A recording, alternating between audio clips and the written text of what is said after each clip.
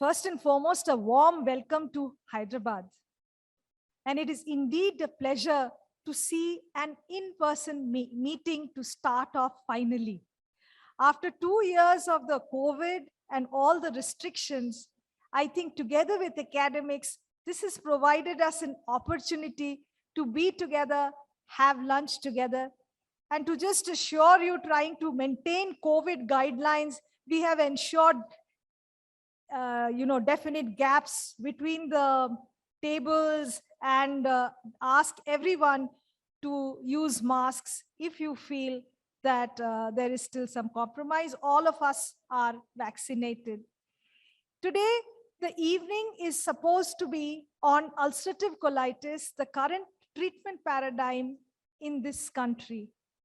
And at AIG, together with partnering with MSN Labs, Dr. Manu Tandon and I will be moderating the entire session.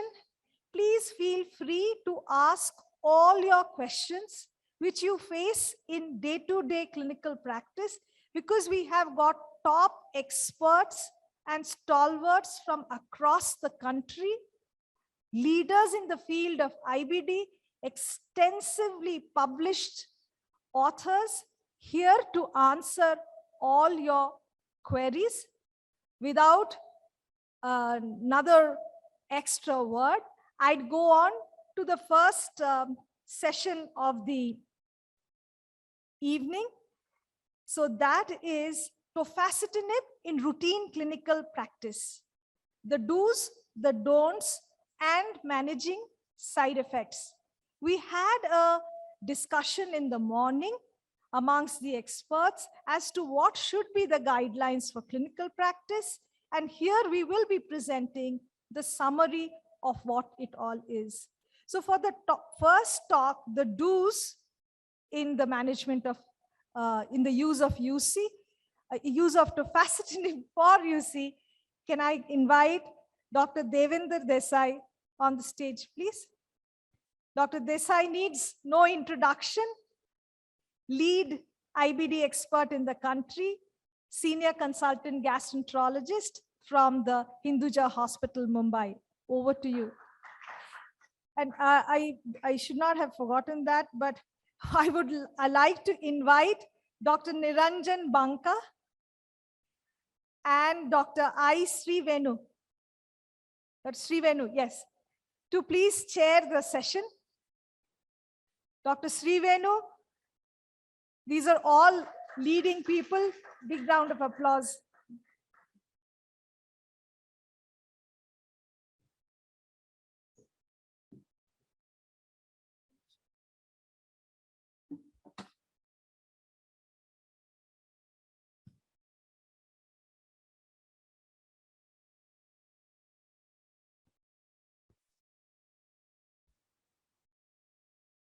Can one person come up and show? You are loading from.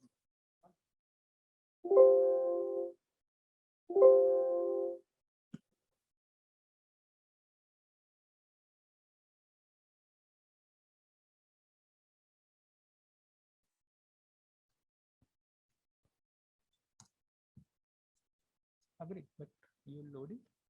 Okay.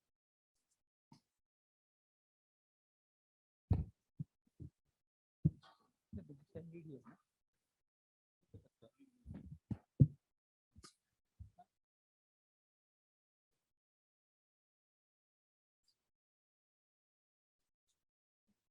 I need the slide here.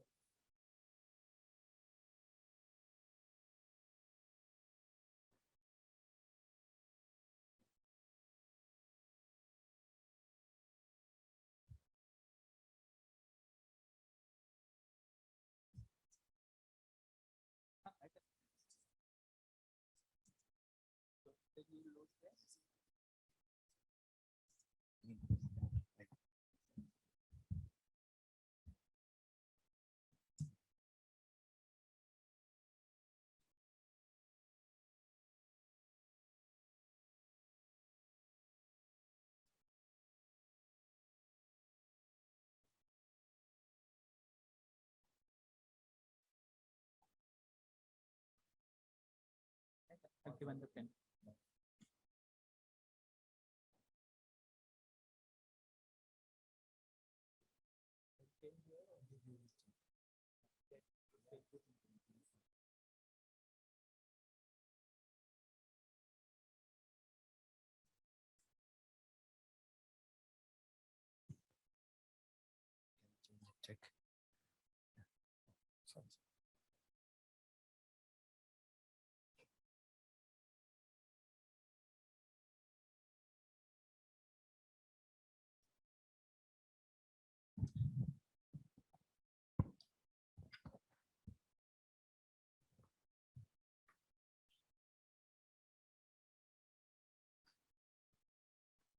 So, uh, good afternoon.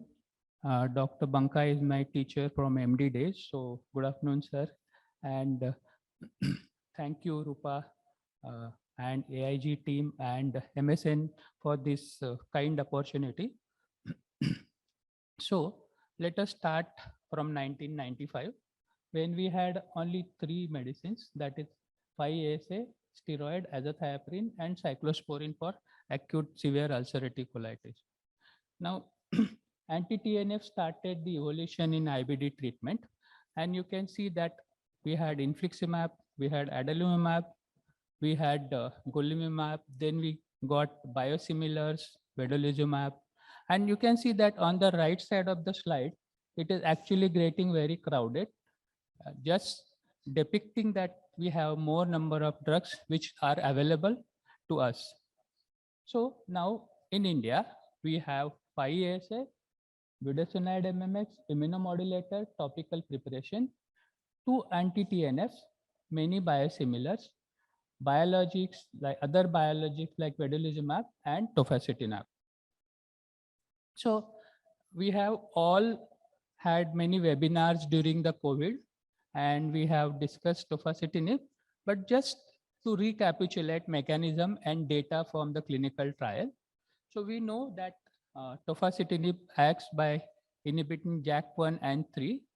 It prevents the phosphorylation of STATs, and thus these do not enter the nucleus. Thus, it prevents the inflammatory cascade from cytokine receptor and growth receptors so that the further cascade does not start. So we also know that the drug has undergone many trials. So ulcerative colitis, there were phase 2 studies, and the dose range which was used in phase 2 studies was 0.5, 3 milligram, 10 milligram, and 15 milligram. Initially in phase 2 studies, the dose of 5 milligram, 10 milligram, and 15 milligram were enrolled. Later, 15 milligram enrollment was stopped, probably due to safety reasons. So now we have data from phase 2 and later study, such as Octave 1, Induction 2, Octave Sustain. These are the phase 3 study. Then we have Octave open label extension, and we have real life data. So these studies had more than 1200 patients.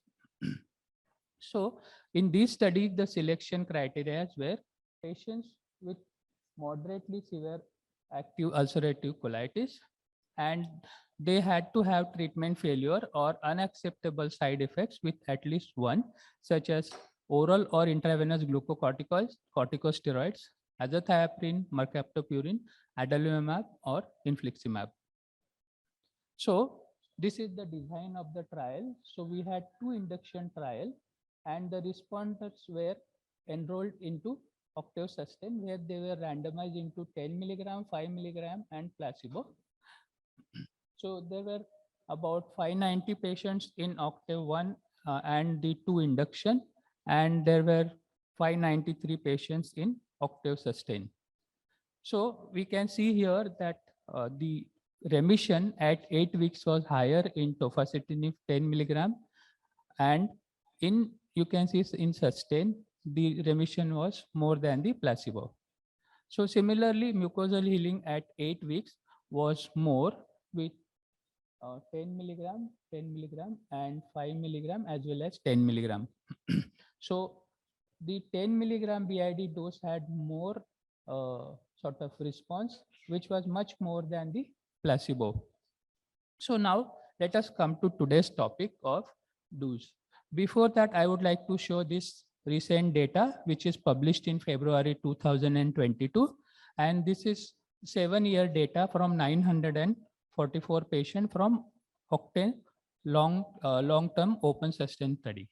So we can see here that the incidence ratio is for 3.6 for herpes zoster, followed by opportunistic infection, death much smaller, malignancy still some, followed by non-melanoma skin cancer. So cardiovascular, DVT, pulmonary embolism, they do occur, but in a smaller percentage of patients.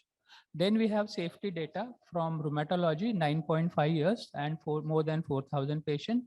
And there were overall 52% of the patient discontinued the drug, 24% due to adverse reaction and 4% due to insufficient clinical response.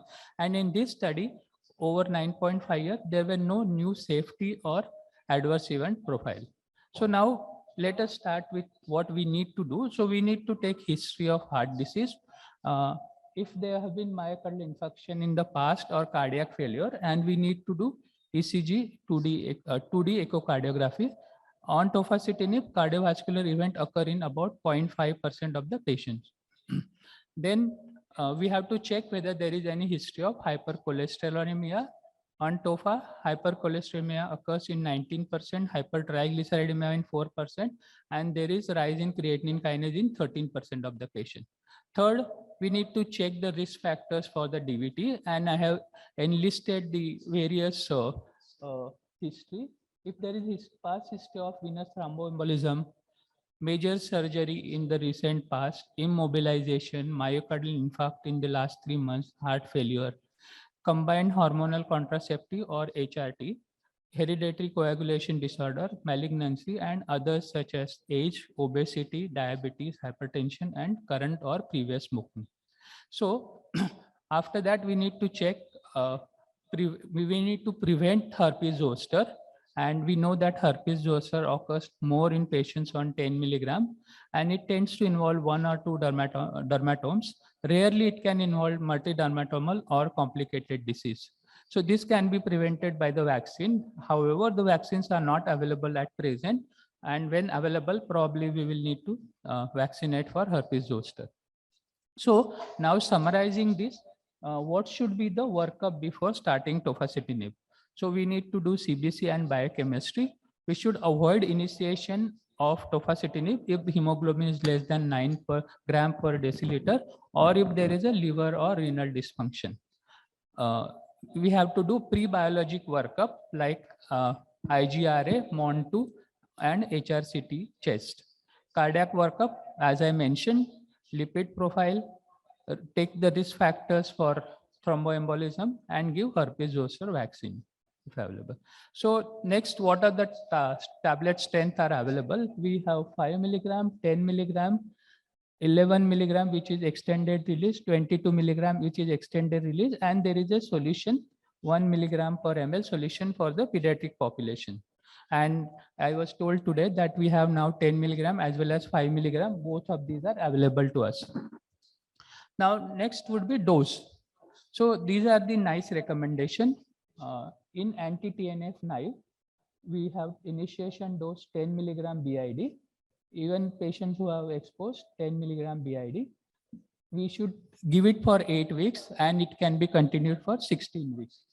For the maintenance dose is 5 milligram BID, and if there is a history of previous anti-TNF exposure, it should be 10 milligram BID. So another question that patient asks us is whether I should take before food or after food. For tofacitinib, it doesn't make any difference. They can take whenever they want to. In case we have switch down the dose to 5 milligram BID, and if patient develops recurrent symptom, then we can increase the dose to 10 milligram BID. So what should we do in renal and hepatic impairment? If there is a mild renal impairment, we don't need any dose adjustment. In moderate to severe impairment, reduce the dose to 5 milligram twice a day, or if the patient is when the patient is taking 10 milligram BID, or if the patient is taking 5 milligram BID, we have to reduce it to 5 milligram once a day. In mild and moderate hepatic impairment, the doses should be same as what I mentioned, and in severe impairment, it is not recommended. So next do is monitoring on the follow-up. We have to monitor blood counts because tofacitinib can cause lympho and cytopenia, and we should check it between 4 and 8 weeks, and then every 3 to 4 months. We have to check inflammatory markers to know the response of drug in ulcerative colitis. And the maximum lipid abnormality occur at 6 weeks. So we should check the follow-up lipid profile between 4 to 8 weeks of therapy, and we should treat it accordingly. We should do liver profile for increased transaminases. We should check heart rate, BP, and if there are any cardiac symptoms. And the common infections that are reported in patients on tofacitinib are pneumonia, cellulitis, urinary tract infection, diverticulitis, appendicitis, and herpes zoster infection. So if there are symptoms, then we need to investigate for these infections. Ninth is special age group or population. In pediatric population, the safety has been established in group 2 to 12 age group in acute juvenile idiopathic arthritis, and in case reports and series, there has been successful use of tofacitinib in pediatric UC population. In geriatric population, there is an increased risk of infection, and we have to use it carefully. In women of childbearing potential, we need to tell the patient to avoid pregnancy, and if they are planning for pregnancy, we should stop 1 week prior to the planning, though I don't know how it can be done very correctly. So in pregnancy, there is insufficient data on the use of tofacitinib. So we should actually say that this is a limitation and we cannot recommend anything. For lactation, avoid the breastfeeds or maintain a 18 hours gap. But I can't understand how we can maintain 18-hour gap between the drug and feeding in a infant. So long term, what should we use, 5 milligram or 10 milligram? So there have been similar result with 5 milligram BID and 10 milligram BID in the long term.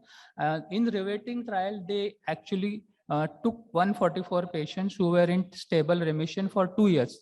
Please note 2 years. That means they have to be in remission for a sufficiently long time. Then they reduced the dose from 10 milligram to 5 milligram BID. About 3/4 of the patient could maintain the remission, and those who really maintain the remission were those who were in deep remission, and the patients who had anti-TNF patients would need 10 milligram BID. So we always have to worry about the TB.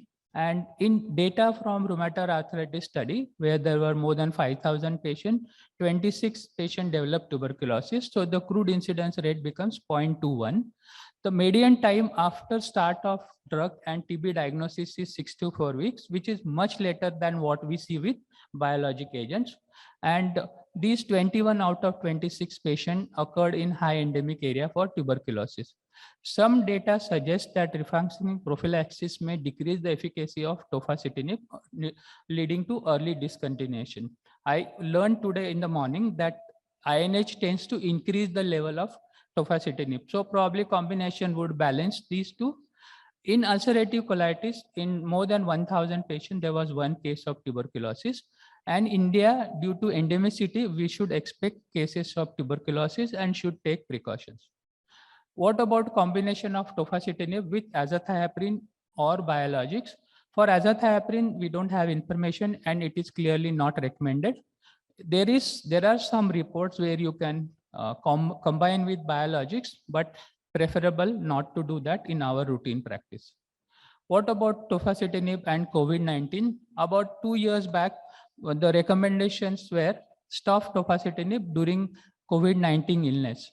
Currently, actually, tofacitinib is being studied for treatment of moderately severe COVID-19 illness.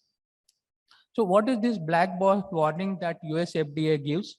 So they have said that there is an increased risk of serious cardiovascular related events such as heart attack and stroke, and cancer, thrombosis, and death due to with the use of tofacitinib. So okay. So to conclude, Mr. Chairman, sir, and dear friends, tofacitinib is an oral JAK inhibitor. Clinical efficacy has been demonstrated in OCTAVE trials. It is indicated in moderate to severe ulcerative colitis. It